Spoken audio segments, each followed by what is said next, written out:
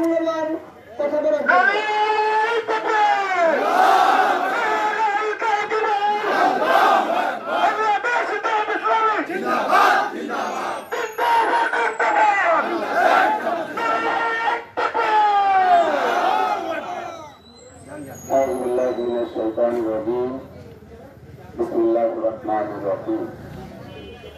নোয়াপাড়া উপশিল্প শহর আমদানি রপ্তানি একটি গুরুত্বপূর্ণ জায়গা বাংলাদেশের মধ্যে। সেই নোয়াপাড়ার চারতলা ঘাট ঐতিহ্যবাহী ঘাট, যে ঘাটে প্রতিনিয়ত শত শত হাজার হাজার মানুষ যাতায়াত করে। এখানে অনেক জাহাজ, অনেক মাল খালাস হয়, আমদানি হয় বা রপ্তানি হয়।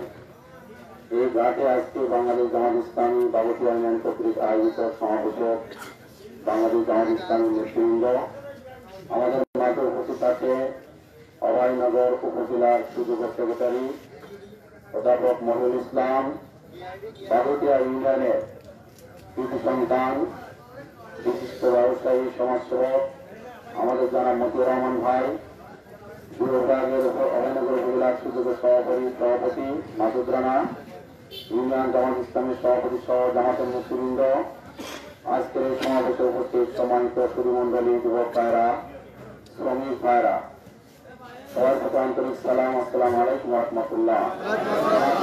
যারা আছেন তাদের প্রতি আমার আন্তরিক শুভেচ্ছা এবং অভিনন্দন।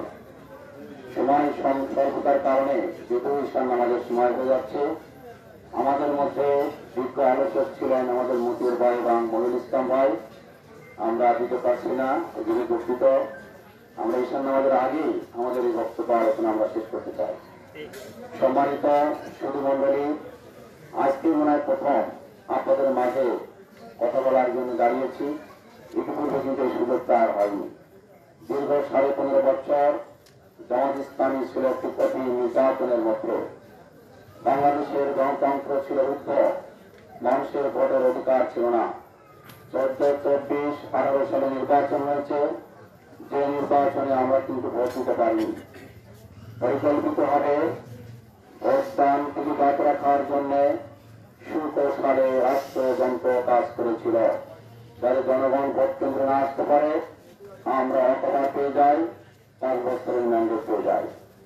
সংগ্রামী ভাইরা, সেই প্রেক্ষাপট ছিল অত্যন্ত কঠিন কণ্ঠকাঠিন্য, যে প্রেক্ষাপটে বাংলাদেশের নিন্দিত নেতা মওলানা মতিউর রহমান জামিকে ফাঁসি দেওয়া হয়েছিল, যে প্রেক্ষাপটে আমাদের নিন্দিত নেতা জামাত ইসলামী সেক্রেটারি আপসীন নেতা স্বৈরাচারের বিরুদ্ধে সেই 45 আন্দোলন করেছিলেন আলী হাসান মোহাম্মদ মুজাহিদ।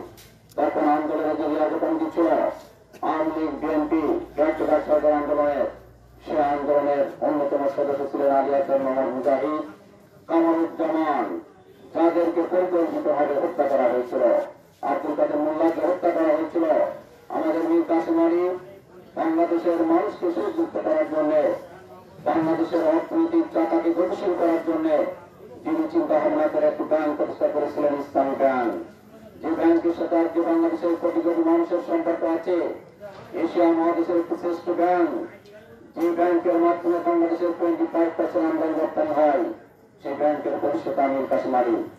বাংলাদেশের লক্ষ লক্ষ নয় কোটি কোটি মানুষ চিকিৎসার ক্ষেত্রে আজকে মেডিসিনা হাসপাতালের সাথে জড়িত, যে আপনি মেডিসিনা হাসপাতাল যে কোনো পরীক্ষার জন্য কোন ডাক্তারকে কমিশন দেয় না, যে হাসপাতাল যে কোনো পরীক্ষার জন্য রোগীকে 25% কমিশন দেয়, এই সেবা তারা দীর্ঘদিন করে যাচ্ছে। এই মেডিসিনা হাসপাতালের প্রতিষ্ঠাতা মীর কাসেম আলী। সংগ্রামী ভাইরা, এমন সময় আমাদের 9 জন নেতাকে কারাগারের মধ্যে হত্যা করা হয়েছে, কাউকে ফাঁসি দেওয়া হয়েছে। আপনারা জানেন, পিএসপির জনগণের, আমাদের সনাতন ধর্মের ভাই বোনদের ভোটেই কিন্তু আল্লামা দেলোয়ার হোসেন সাহেব পাস করেছিলেন। বাংলাদেশের 18 কোটি মানুষের জয়গান স্থান, তাকে আমৃত্যু কারাদণ্ড দিয়ে কারাগারের মধ্যে ছেলের মধ্যে রাখা হয়েছিল 13 বছর।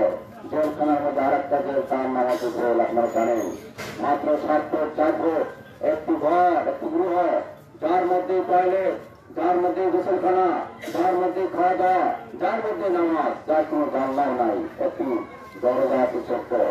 সেখানে মাসের পর মাস বছরের পর বছর মানুষ থাকে সূর্যের আলো দেখে না। আমাদের মনোনীত আলমী দিন আল্লামা সাজিদকে এমন জায়গায় রাখা হয়েছিল, তারপরে 23 সালের 14 আগস্ট পরিকল্পিতভাবে তাকে পুজো হাসপাতালে হত্যা করা হয়েছিল। বাংলাদেশে এমনভাবে আমাদের স্বৈরাচার প্রতিবাদ ভারতের আধিপত্যের বিরুদ্ধে আমাদের নেতৃত্ব সক্রিয় থাকার কারণে আমাদের নেতৃবৃন্দ বাংলাদেশে কখনো ভারতের আধিপত্যবাদ মেনে নেয়নি। আমরা স্বাধীন সর্বদেশে বাঁচতে চাই, জনগণের স্বাধীনতা চাই, মত প্রকাশের স্বাধীনতা চাওয়ার কারণে আমাদের নেতৃবৃন্দকে হত্যা করা হয়েছিল। সেদিন বিএনপির কেন্দ্র নেতা সালাউদ্দিন কাদের চৌধুরী তাকে যে ভারতের আধিপত্যবাদের বিরুদ্ধে সংগ্রাম করেছে তাকেও কিন্তু সেদিন কারাগারের মধ্যে হত্যা করা হয়েছে। আমাদের বিএনপির কেন্দ্র নেতা ইলিয়াসারে যাকে হুম করা হয়েছিল, তার লাশ পর্যন্ত পাওয়া যায়নি। আমরা বলতে চাই 15.5 বছরে আমরা বাংলাদেশে আমাদের রাজনৈতিক অধিকার ফিরে পাওয়ার জন্য, আমাদের গণতান্ত্রিক অধিকার ফিরে পাওয়ার জন্য, বাংলাদেশের মাটিতে প্রাণের শাসন প্রতিষ্ঠার জন্য, ন্যায় বিচার প্রতিষ্ঠার জন্য, দুর্নীতিমুক্ত প্রশাসন, চাঁদাবাজ মুক্ত সরকার, সাদাবাজ মুক্ত দেশ প্রতিষ্ঠার জন্য জামাত ইসলামী সংগ্রাম করে গেছে। যে সংগ্রামের কারণে জামাতের হাজার হাজার কর্মীকে হত্যা করা হয়েছে। আমাদের লক্ষ লক্ষ কর্মীদের মধ্যে নাম দিয়ে তাদের থেকে বিশ্বকামায় সৃষ্টি করা হয়েছিল। মানুষকে একটু অন্ধকারের মধ্যে রাখা হয়েছিল। প্রতিদিন রাত এবং দিন কিভাবে মানুষের যেটা আপনারা জানেন, তাদের রাত শেষ হওয়ার পরে সকালে আমরা জানতাম তাকে গ্রেপ্তার করা হয়েছে, তাকে ক্লাস করে দেওয়া হয়েছিল, তাকে পঙ্গু করা হয়েছে। প্রতিনিয়ত আমাদের হিসাব দিতে হতো। সেই দিন শেষ হয়েছে। আজকে সূর্যের আলো আমরা পেয়েছি, আমরা স্বাধীনতা পেয়েছি। এই স্বাধীনতা পাওয়ার কারণে আপনাদের কাছে আগামী দিনের জাতীয় নির্বাচনকে সামনে নিয়ে আমরা দুটি কথা বলার জন্য এসেছি। সংগ্রামী ভাইরা, আমি কোন দলের প্রতি সমালোচনা করতে চাই না, আমরা কোন ব্যক্তির প্রতি সমালোচনা করতে চাই না। জামাত ইসলামী ক্ষমতায় গেলে দেশের জনগণ যদি জামাত ইসলামীকে নির্বাচিত করে জামাত কি করবে সেটা আমরা বলতে চাই। সংগ্রামী ভাইরা, বাংলাদেশ জামাত ইসলামী পবিত্র কোরআনের ভাষায় কথা বলে। পবিত্র কোরআনে আল্লাহ রাব্বুল আলামিন বলেছেন, কুনতুম খায়রা উম্মাতিন উখরিজাত লিন-নাস তা'মুরুনা বিল মা'রুফ ওয়া তানহাউনা আনিল মুনকার ওয়া তু'মিনুনা বিল্লাহ। তোমরা শ্রেষ্ঠ জাতি, মুসলিম জাতিকে আল্লাহ শ্রেষ্ঠ জাতি হিসেবে আখ্যায়িত করেছেন। তোমাদেরকে সৃষ্টি করা হয়েছে গোটা মানব জাতির মুক্তির জন্য, মানব জাতির কল্যাণের জন্য, শুধু মুসলমানের জন্য নয়। মানব জাতি বলতে এখানে হিন্দু, বৌদ্ধ, খ্রিস্টান, সংকর, সকল শ্রেণীর, সকল ধর্মের, সকল মানুষের কথা বলা হয়েছে। মানুষকে সৃষ্টি করা হয়েছে এই সৃষ্টি সর্বশ্রেষ্ঠ জাতি হিসেবে। মানুষকে সৃষ্টি করা হয়েছে আল্লাহর দাসত্ব করার জন্য, আর মুসলিম জাতিকে সৃষ্টি করা হয়েছে গোটা মানব জাতির মুক্তির জন্য, কল্যাণের জন্য। এই মুক্তি আর কল্যাণের জন্য কি করতে হবে? তোমরা ভালো কাজের আদেশ করো, অসৎ কাজ থেকে মানুষকে বিরত রাখো। আমি যদি ভালো কাজের আদেশ করতে যাই, ভালো কাজ মানে চুরি বন্ধ করতে হবে, চিন্তায় বন্ধ করতে হবে, জিনা ব্যবচার বন্ধ করতে হবে, দুর্নীতি বন্ধ করতে হবে, চাঁদাবাজি বন্ধ করতে হবে, মানুষের প্রতি যে অবিচার, রাজনৈতিক ভাবে যে অবিচার এবং অত্যাচার এবং নির্যাতন সেটা বন্ধ করতে হবে। এটা হচ্ছে ভালো কাজ। আল্লাহ রাসূল হাদিসে বলেছেন, মান রাআ মিনকুম মুনকারান ফালইউগাইয়িরহু বিয়াদিহি ফাইন লাম ইয়াস্তাতি ফাবিলিসানিহি ফাইন লাম ইয়াস্তাতি ফাবিকলবিহি। তোমরা যদি অন্যায় অবিচার দেখো, তোমার হাত দিয়ে সেটা প্রতিরোধ করো। হাত মানে পাওয়ার, হাত মানে শক্তি।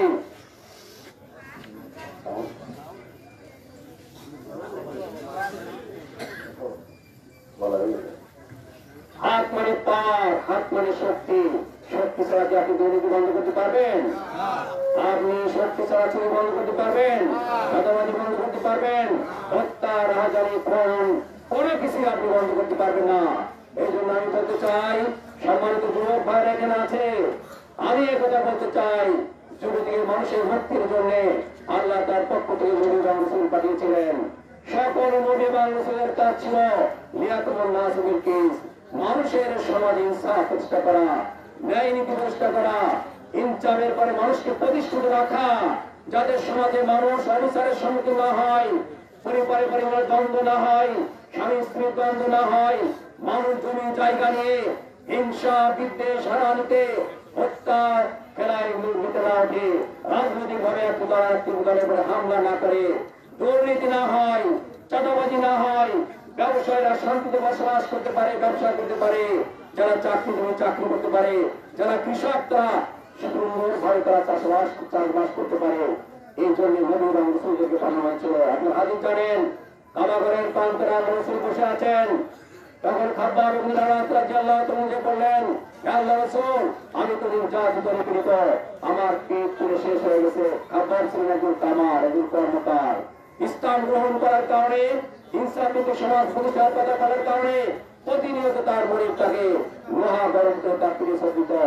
আল্লাহ রাসূল সেদিন বললেন, হে খাব্বাব, তুমি থামাও, এমন একদিন আসবে যেদিন ইয়েমেনের সানা থেকে শুরু করে তুরস্কের হাজরামাউত পর্যন্ত হাজার হাজার কিলোমিটার পর একজন নারী রাতের অন্ধকারে হেঁটে যাবে, তার ইজ্জত লুণ্ঠন করার কেউ থাকবে না।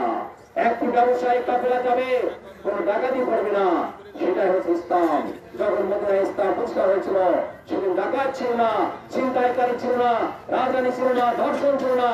কারণ মানুষ নৈতিক দিকে প্রশিক্ষণের কারণে এই সমস্ত চাইতে তারা লাভ মনে করত।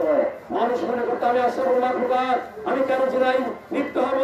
মানুষ মনে করতো আমি সৃষ্টি সর্বশ্রেষ্ঠ জাতি, কেন আমি মদ খাবো? মানুষ সেদিন মনে করত আমি সৃষ্টির সর্বশ্রেষ্ঠ জাতি, কেন আমি দুর্নীতি করবো, অর্থ লুটপাট করবো, মানুষকে ঘৃণা করবো, মানুষের পরে কেন অবিচার করবো, অত্যাচার করবো? এদিন ইসলাম মানুষের নৈতিক প্রশিক্ষণ দিয়ে মানুষের বিবেককে জাগ্রত করে। সাথে সাথে অপরাধ যারা পেশায় পরিণত হয় তাদের জন্য ইসলামের আইন রয়েছে। চুরি করে হাত কেটে দাও, জিনা করে তার সঙ্গে ছাড় করো, যদি কেউ ডাকাতি করে তাকে হত্যা করো। কিন্তু আজকে বাংলাদেশের প্রেক্ষাপটে আপনারা দেখেন, স্বাধীন বাংলাদেশ 54 বছর স্বাধীন হয়েছে, আমাদের দেশে কি দুর্নীতিবাদ রয়েছে? আমরা ইতিহাসে বলি সংকট করতে চাই, 54 বছর ধরে যারা ক্ষমতায় ছিল সবসময় বাংলাদেশ দুর্নীতির ক্ষেত্রে বিশ্বের শ্রেষ্ঠ হয়েছে, বারবার চ্যাম্পিয়ন হয়েছে। এই চ্যাম্পিয়নশিপ অর্জন করেছে কৃষকের কারণে, শ্রমিকদের কারণে, শ্রমিক কৃষকের কারণে নয়, তাদের কারণে যারা রাজনীতি করে দেশের ক্ষমতা পূর্ণ করেছে তাদের কারণে। আমার দেশে যারা এমপি ছিল, যারা মন্ত্রী ছিল, অসাধু ব্যবসায়ী ছিল, অসাধু আমলা ছিল, যাদের মধ্যে দেশপ্রেম নাই, আজকে অফিসে আমাদের যেখানে কাজ করতে গেলে আগে আমরা বলে 10 লাখ টাকা দাও, 1 লাখ টাকা দাও, তোমার কাজটা আমি করে দেবো। সরকার তাদেরকে রেখেছে বেতন দিয়ে, কিন্তু জনগণকে চুষে তারা পেয়ে করছে। আর রাজনীতিবিদ যারা ক্ষমতায় গিয়েছে, তারা যখন এমপি হয়েছে শত শত হাজার হাজার কোটি টাকার মালিক হয়েছে। একজন এমপি কয় টাকা ভাতা পায় বলেন? 1 লাখ, 2 লাখ, 2 লাখ টাকা ভাতা পায়, তাদের কি হতে পারে? তার সংসার চলতে পারে, কিন্তু সে কি হাজার কোটি টাকার মালিক হতে পারে? কেন ভাই? এই যে বাগানপাড়া অবৈধ নির্বাচনী এলাকা, এমপিদের কাছে সকল উন্নয়নমূলক কাজের তালিকা জানেন, এক এক সময় আসে 100 কোটি টাকার কাজ, 200 কোটি টাকার কাজ, জনগণ কি সেই কাজ পায়? পায়, সবাই পায়। এমপি যখন ভাগ করে নিয়মিত নিয়ে তার রাজনীতি নিয়ে ভাগ করে দেয়, অনেক মন্দির, অনেক মসজিদ, অনেক রাস্তা, অনেক প্রতিষ্ঠান, সব জায়গায় বলে 30% কমিশন পার নিষেধ করবা। আমি কথা বলছি, যারা এমপি সাহেবের পুলিশ তাকে শুরু করতেন, যার কারণে প্র্যাকটিক্যালি কাজ কত হয় 1 লাখ টাকা দেওয়ার জন্য তার 50 লাখ টাকা বা 60 লাখ টাকা 40 লাখ টাকা লাগে। এইভাবে আমাদের দেশের এমপি এবং মন্ত্রীরা শত শত হাজার হাজার কোটি টাকা লুটপাট করছে। কার টাকা? জনগণের বদ্ধ টাকা, জনগণের বদ্ধ টাকা। ইতিপূর্বে বিজেপি চাই পিসিবির কার্ড দেওয়া হয়েছে, সেখানেও জালিয়াতি। আমি পিসিবির কমিটি গেছিলাম, পিসিবির মিটিং হয়েছিল, এই যশোর জেলায় পিসিবির কার্ড ছিল 1,34,000, কিন্তু সেদিন হিসাব পেশ করা হলো মাত্র 62,000 স্মার্ট কার্ড ওটার বাড়ি বাতিল হয়ে গেছে। কেন বাতিল হওয়ার কারণ হচ্ছে একজন নেতা কার্ড করেছে তার নামে, তার স্ত্রীর নামে, তার ছেলের নামে, ছেলের বোন নামে, তার মার নামে, তার বাপের নামে, তার শাশুড়ির নামে স্মার্ট কার্ড যখন করতে গেছে একটা বিষয় হয়ে গেছে, ছয়টা রাখতেছে, যার কারণে 74,000 কার্ড নেই। আমি বলা এগুলো কি হবে? বলা হলো যে আপনারা যদি পারেন আপনারা মুসলিমের কাছে তাহলে কিনে তারা চেষ্টা করেন। আমি নিজের একটু সব থানায় বলতে পারি, নিজের সাথে যোগাযোগ করেন, 2,000 টাকা পাবেন, সব টাকা পড়ে আছে। এখনই যোগাযোগ করে সেটা দেওয়া হয়েছিল, সেগুলো স্মার্ট কার্ড দেওয়া হয়েছে। কারা পেয়েছে? একজন ব্যক্তি 100, 150, 200 দিন চালু করেন বলছে, পরে বাজার বিক্রি করতে পারছে, অথচ তার পাশে একজন মজদুর মানুষ না খেয়ে আছে, সে কার্ড পাবে। কাটতে গেলে টাকা লাগবে। গরিবের হক সেখানেও কাটতে গেলে টাকা লাগবে। এটাই ছিল বাংলাদেশ, এটাই হচ্ছে বাংলাদেশ। বাংলাদেশ জামাত ইসলামী আগামী দিনে নির্বাচিত হলে আমাদের প্রথম কমিটমেন্ট হচ্ছে আমরা বাংলাদেশকে দুর্নীতি মুক্ত করবো ইনশাআল্লাহ। আমরা কেন করবো, আমরা কেন পারবো? জামাত ইসলামের কোন অতিথি করবে তার এমপি, দুজন মন্ত্রী, জামাতের কোন লিডার কোনদিন কখনো দুর্নীতি করেনি। আমাদের উপরে 56 জন এমপি নির্বাচন করলে কোন এমপি দুর্নীতির দায়ে অভিযুক্ত হয়নি। আমাদের দুজন মন্ত্রী ছিল, দুর্নীতি কখনো খুঁজে তাদের মন্ত্রী পাওয়া যায়নি। আমাদের 280 উপজেলা চেয়ারম্যান ভাইস চেয়ারম্যান ছিল, তারাও দুর্নীতি করেনি। কাজে দুর্নীতিমুক্ত রাষ্ট্র যদি তৈরি করতে হয়, জামাত ইসলামের পক্ষে সেটা সম্ভব। জামাত ইসলামের লোক কেন পারবে? জামাত ইসলামের নেতাদের মধ্যে দেশাত্মবোধ আছে, দেশপ্রেম আছে, মানুষের ভালোবাসা আছে। আখেরাতকে তারা খালি বিশ্বাস করে না, মুখে স্বীকার করে না, বুকে লালন করে। বুকে লালন করে, তাকে পরিণত করে যে আমি লোকালী জীবনে যত কাজ করবো সকল কাজের বিশাল আখেরাত তার পরিণত হবে। তা না এই জীবন কি মানুষের শেষ? দুনিয়ার জীবন শেষ? শেষ না, মানুষ কিন্তু মরে না, গান্ধী কথা আমরা যদি মরে গেছি, শেষ হয়ে গেছে, এখন শেষ হয় না। মানুষের রুহ প্রথমে ছিল আমাদের যে সমস্ত লোক পৃথিবীতে এখনো আসেনি, তারা রুহের জগতে আছে, পৃথিবীতে আসবে, পৃথিবীর 50, 60, 100 বছর থাকবে। এরপরে মানুষ যখন মারা যাবে তখন চলে যাবে আসবে, তার জাত করা আছে, কোরআন হাদিসে আরো দরকার করা আছে। দরকারের পরে যেদিন জ্ঞানক হবে সেদিনের আখড়া, সে আখড়াতে প্রত্যেকটা ব্যক্তিকে উঠানো হবে তার দেহ দিয়ে, সেদিন প্রত্যেকটা মানুষের কাছে হিসাব নেওয়া হবে। হিসাব নেওয়া হবে গ্রামীণ কাতিবিনা ইয়ালামুনা মা কাতালুন। আজকে আমার সাথে সম্মানিত দৃষ্টা আছে, আপনাদের সাথে আছে। কোন মিথ্যা বলার কোন সুযোগ নাই। যারা কারাগারে গেছেন তারা বুঝতে পারবেন। আমি 90 সালে কারাগারে ছিলাম, 90 সালে। তখন আমাদের কারাগারে এখন ছিল না, এখন তো কারাগারে যখন আরাম থাকে, মোবাইলে কথা বলা যায়, সরকার একদিন কথা বলতে পারবেন। কারাগারে ফ্যান আছে, মশা মারাতে খোলাতে লাগছে, আপনার ক্যান্টিন আছে, ইচ্ছে করে মোবাইলে কথা পারবেন। কিন্তু আগে তখন বিষয়টা ছিল না, কিছুই ছিল না। সেই সময় আমরা ছাত্র, তখন ঘরে বুঝতাম না। আমার তখন প্রথম দিন দিল, তারপর ল্যাট্রিন করেছি, তখন আমি ছাত্র বুঝি না। আর কারাগারের যারা মস্তান, যারা মাদার কেসরা আসেনি, লাইফ সাগর আসেনি, তারা মস্তান। কিন্তু আমরা তো ছাত্র মানুষ, বুঝতে পারিনি ল্যাট্রিন করে সিট দিতে। পরে যখন জানতে পারে যে আমি শিবিরের লিডার, তখন আমাকে আস্তে আস্তে দরকার করে সিট দিল। হঠাৎ করে একটা ছেলে আসছে, তার চুল করে এরকম এরকম অনেক গাছ সাথে মিছিল করে দেয়, জানি তো জাগ্রাতি করে থাকে। তারপর সে বলতে আমার তোমার ভাই ঠিক, তখন আমি টাকা দিয়েছি আছি, জানেন তো কারাগারে যদি আপনি বলেন টাকা দিতে, তার মানে দিতে রাখি টাকা বলে যে অপরাধে সব শ্রেষ্ঠ অপরাধ করে আসবে, যদি ভালো চা খাও টাকা, তো বলতে যে আমি টাকা দিয়েছি আছি। এখন তার তো টিকিটটা দেবে একটু, ওটা বলেছিল না, টিকিটে লেখা রয়েছে নারী নির্যাতন মামলা, বুঝতে পারছো? তুমি যে এত দাম দেখাচ্ছি, তুমি তো সরিয়ে দিতে পারবো, তুমি লাগাই নারী নির্যাতন মামলা, টাকা দিতে পারবো দিতাম। তবে আমি তো বুঝি তা আমি আসলে নারী নির্যাতন মনে হয় দেখে কারাগারে ঢুকে টাকা দিতে তার মনের কথা মানুষের সম্মান করছে, তাদের বলতে হবে। কিন্তু টিকিটে লেখা শিখি নারী নির্যাতন মামলা, কি আমাদের কঠিন ময়দান আল্লাহ রাব্বুল আলামিন আপনার জন্য টিকিট দিয়ে দেবেন। টিকিট কোরআনে আছে, টিকিটে আল্লাহ বলবে একরা কিতাবাকা কাফা বিনাফসিকা আল-ইয়াওমা আলাইকা হাসিবা। তোমার আমলনামা তোমার হাতে আছে, তোমার আমলনামা করো, হিসাব করো, তুমি দেখে দেবে না জান্নাতে যাওয়া। ক্লিয়ার কথা, কোরআনের কথা। এবং সেই দিনের বিশ্বাস জামাত ইসলামের প্রতিটা নেতার মধ্যে আছে, যাতে জামাতের কোনো নেতারা কখনো পরিণতি করে না। আখেরাতে ভয় সন্ত্রস্ত। আজকে যুবকদেরকে বলতে চাই, যুবকদেরকে বলতে চাই, আমি সবাইকে বলতে চাই, দেশ প্রেম যদি আমাদের মনে থাকে, দেশকে আমরা বলতে চাই, দুর্নীতি মুক্ত করতে হবে। দুর্নীতি মুক্ত করলে আমার দেশের মানুষ বেকার থাকবে না, বেকার থাকবে না। আমার দেশ কোনো গরিব না। আমার দেশের কৃষকরা যত পরিশ্রম করে, 18 কোটি মানুষ এই ৫,১২৬ কিলোমিটার এলাকার মধ্যে কোন পৃথিবী কেন্দ্র হয়নি। সব থেকে পৃথিবীর মধ্যে ঘনবসতিপূর্ণ এলাকা আছে বাংলাদেশ, বুঝতে পারছেন? এত ঘনবসতি পৃথিবীর কোনো দেশে নাই। তারপর আমাদের দেশ তো প্রায় 30 সম্পূর্ণ, কেন? কৃষকের কঠিন পরিশ্রমের কারণে। এই যে কোটি কোটি টন খাবার তারা উৎপাদন করতেছে, এত পরিমাণ সবজি উৎপাদন হয়, মানুষ ফেলাই করে। সবজি তো আমাদের দেশে উৎপাদন হয় না। এত পরিমাণ ফল উৎপাদন হয়, বিদেশি ফল আমাদের দেশে উৎপাদন হচ্ছে। আপনি দেখেন কোথায় চলেন, ড্রাগন, পেয়ারা, আঙ্গুর উৎপাদন হচ্ছে। তারপরে আমাদের এখন মালটা ঘটে এখন মালটা পুলিশ করে মালটা করে সব ইত্যাদি হচ্ছে আবেল শুরু করেছে কেন্দ্র শুরু করেছে আমাদের মাটি এত উর্বর আমাদের মাটি এত উর্বর আমাদের দেশের মানুষ এত দক্ষ এবং কর্মক্ষম গার্মেন্টস ফ্যাক্টরি আছে কোটি কোটি ডলার বিদেশ থেকে আসে এখানে পরিশ্রম করে শ্রমিকরা মহিলা শ্রমিক বিদেশ প্রায় 1 কোটি মানুষ থাকে এই সব মিলে বাংলাদেশের যে আয় এটা অনেক বেশি এই আয় যদি আমাদের দেশে থাকতো দেশে অসংখ্য মিল কারখানা তৈরি হতো যুবকরা বেকার থাকতো না এখানে লোন দিয়ে প্রশিক্ষণ দিয়ে মানুষকে তৈরি করা হতো আমাদের দেশের শিক্ষা ব্যবস্থা অদক্ষ আমাদের দেশের বাইরে যারা শ্রমিক যায় তারা বেশি টাকা পায় না কারণ সেই দক্ষ শ্রমিক তৈরি করবার শিক্ষা ব্যবস্থা বাংলাদেশে নাই জামাত ইসলামী ক্ষমতায় গেলে কারিগরি শিক্ষা কর্মমুখী শিক্ষা দক্ষ শিক্ষা দক্ষতার মাধ্যমে তাদেরকে তৈরি করা হবে শিক্ষার মাধ্যমে তৈরি করা হবে আপনারা যে বিদেশে যারা গেছে তারা জানেন ভারতের একজন শ্রমিকের দাম অনেক যদি $20 হয় বাংলাদেশের শ্রমিকের $10 কাজ করবে না পাকিস্তানি শ্রমিক শ্রীলঙ্কার শ্রমিকের দাম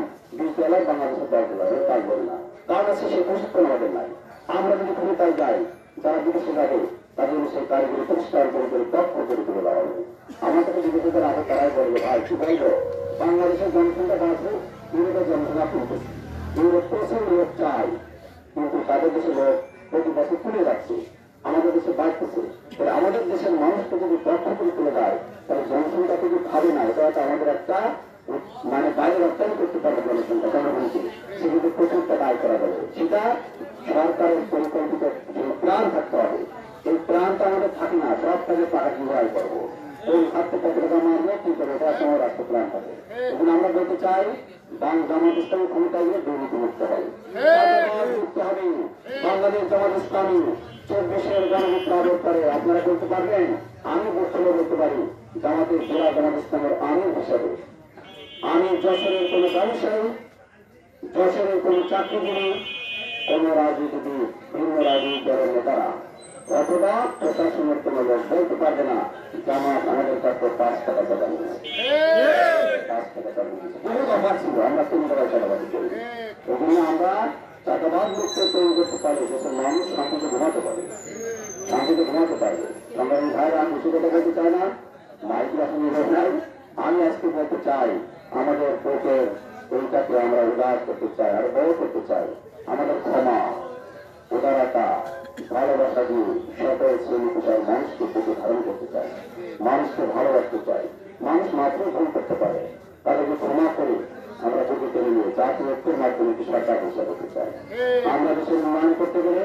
সকল মানুষকে উন্নয়ন করতে হবে জামাত ইসলাম এটা পারবে এটা পারবে না সকল ধর্মের মানুষ সকল বর্গের মানুষ সকল শ্রেণীর মানুষ সকল দলের মানুষকে নিয়ে আমরা জাতীয় ঐক্যের মাধ্যমে এটা সরকার গঠন করতে চাই এবং আমরা ক্ষমা করতে চাই রাষ্ট্র নিয়ন্ত্রণ করতে চাই আমাদের এবার একটা ভালোবাসা দিয়ে সবাইকে গ্রহণ করতে চাই এটা হচ্ছে আমাদের স্লোগান আপনারা আজকে দেখেছেন ইসলামী কিছু দল ঐক্যবদ্ধ হয়েছে তাদের বক্তব্য আমরা আগামী দিনে ভোটের মাঠে একটি বক্স করে একটা বক্স থাকবে আমাদের জন্য একটা বরফ থাকবে আমাদের জন্য সেটা চিন্তা করছে আপনারা যদি আগামী দিনে বাড়িতলায় প্রতিদের পাশে দাঁড়ান তাহলে বাংলাদেশ দাঁড়াতে পারবে স্বনির্ভরশীল হবে বাংলাদেশ সবই সমৃদ্ধিশালী হবে যুবকরা বেকার থাকবে না চাকরির জন্য ভোট দেওয়া লাগবে না আমরা যদি বলেছি সকল দলকে আপনারা দেখেছেন বিএনপি ক্ষমতায় ছিল আওয়ামী লীগ ক্ষমতায় ছিল জাতীয়বাদী ক্ষমতায় ছিল জামাতকে 4 বছর একবার দেখেন এটা আপনার দেখেন জামাত কি করতে পারে